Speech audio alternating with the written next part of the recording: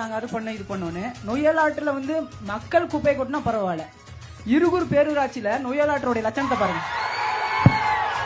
இது யாரோட ஆட்சின்னு கேளுங்க. தம்பி கொடுக்கறாரு, இது எந்த ஆண்டு அப்படின்னு சொல்லுங்க தம்பி. ஐயா 2 பேரோட ஆட்சியில இருந்தாங்க கொட்டிருக்காங்க. 2 பேரோட ஆட்சியில தான். உங்க ஆட்சியில நல்லா இருந்துச்சுன்னா பிரச்சனை இல்லைங்கயா. உங்க ஆட்சியிலும் அதேதான், அவங்க ஆட்சியிலும் அதேதான். கொட்டவே இல்லை.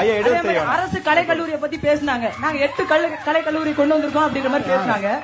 அரசு கலைக்கல்லூரியோடைய கழிப்பிடத்தை பாருங்க.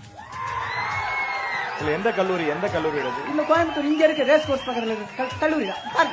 யாருடைய ஆட்சி இல்ல காலேஜ் பேர் கேக்குது. இந்த கல்லூரி மாணவர்கள் இருக்காங்க, இந்த கலைக்கல்லூரி மாணவர்கள் இருக்காங்க. வேணா கேட்டுக்கீங்க. தெரியும் கேளுங்க.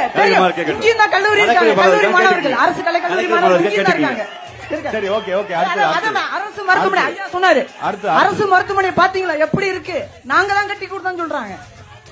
இப்போ கர்ப்பிணி பெண்கள் ஸ்கேன் எடுக்க வந்த கர்ப்பிணி பெண்களுக்கு உட்கார்றதுக்கு இருக்கே இல்லாம தரையில உட்கார வச்சிருக்காங்க.